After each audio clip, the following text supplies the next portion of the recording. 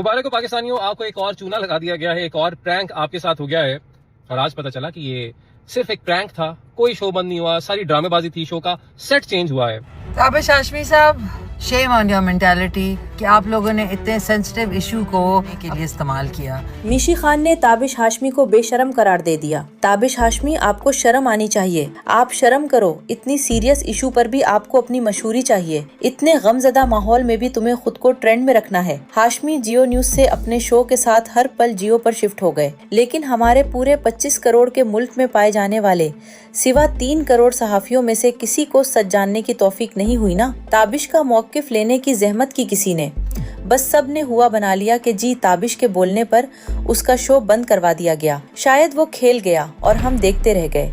नाम कश्मीर का इस्तेमाल हुआ और तशहीर शो की हुई। समझिए इस मामले को। जियो टीवी के मेजबान ताबिश हाशमी ने हाल ही सोशल मीडिया पर एलानिया लिखा, तकरीबन 5 बरस तक नेशनल टीवी पर रहना मेरे लिए खुशी की बात थी। मैं तमाम लोगों का जाती तौर पर शुक्रिया अदा कर चुका हूँ जिन्होंने इस सफर में हिस्सा डाला। हंसना मना है कि नाजरीन की मोहब्बत कभी नहीं भूलूंगा। इस पोस्ट में अलविदाई जज्बाती लहजा इस्तेमाल हुआ था, लेकिन कोई वजह नहीं बताई गई। इसी दौरान उनकी 3 दिन पुरानी एक वीडियो दोबारा गर्दिश करने लगी, जिसमें उन्होंने कश्मीर के हालात पर अफसोस का इजहार किया था। सोशल मीडिया सारिफीन ने फौरन कॉज एंड इफेक्ट को जोड़ते हुए उसे कश्मीर पर बोलने की सजा में निकाला गया कहा। ये बयानिया तेजी से फैला, हैशटैग्स बने और सच बोलने की कीमत जैसे जज्बाती जाविये से खबरें भी छपें, और यूट्यूबर्स ने जो कुछ किया वो बताने की ज़रूरत नहीं। लेकिन अब खुद शो के ऑफिशियल पेज से एक पोस्ट शेयर हुई है जिसमें बताया गया है बिल आखिर HMH का सॉफ्टवेयर सेट अपडेट हो गया है। नया HMH इसी पुराने ताबिश हाशमी के साथ सिर्फ जियो टीवी नेटवर्क पर देखें, जिससे कम से कम ये तासुर तो खत्म हुआ कि उन्हें किसी वजह से निकाला गया था। यानी ये पूरा ड्रामा बज़ाहिर कॉन्ट्रैक्ट की तजदीद, फॉर्मेट की तब्दीली या रीब्रांडिंग वगैरह का था। इस मामले को समझना ज़रूरी है। इसी मीडिया लिटरेसी पर अब तक काम करता आ रहा हूँ। ये समझना ज़रूरी इसलिए है कि आपके जज्बात को इस्तेमाल करते हुए इसी तरह के कैंपेन्स चलाए जा सकते हैं। हाशमी की पोस्ट गौर से पढ़ें, जिसमें बज़ाहिर लहजा अलविदाई था, लेकिन हक़ाइक़ के एतबार से कुछ भी वाज़े नहीं था। इस्तीफ़ा का लफ्ज़ इस्तेमाल हुआ और ना ही छोड़ रहा हूँ कहा गया। इसी को मैन्युफैक्चर्ड एम्बिग्यूटी कहते हैं, यानी जब किसी बयान में लफ्ज़ी तौर पर कुछ कहा गया हो और मतलब कुछ भी निकाला जा सके।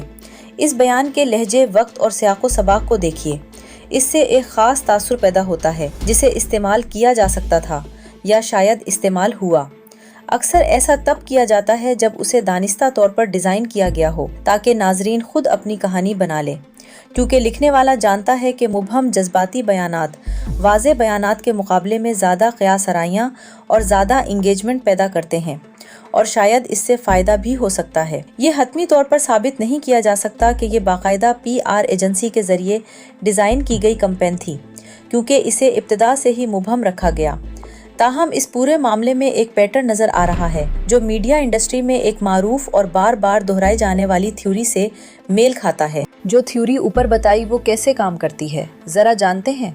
दरअसल इस थ्योरी के तहत पहला पैगाम जानबूझकर अधूरा रखा जाता है, वजह नहीं बताई जाती और एक खला छोड़ा जाता है जिसमें क़यास आराइयों से मदद ली जाती है। यूँ अवाम बग़ैर तस्दीक किए जज्बाती बयानियाँ खुद आगे बढ़ाते हैं।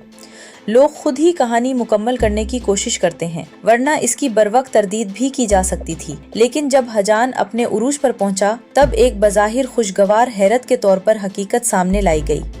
हो सकता है ये सब महज इत्तेफाक और सारिफीन की अपनी कयास आराई का नतीजा हो, जिसे बाद में प्रोडक्शन टीम ने वायरल अंदाज में कैश इन कर लिया हो। जो भी था, कम अज कम इस अंदाज को समझ लीजिए।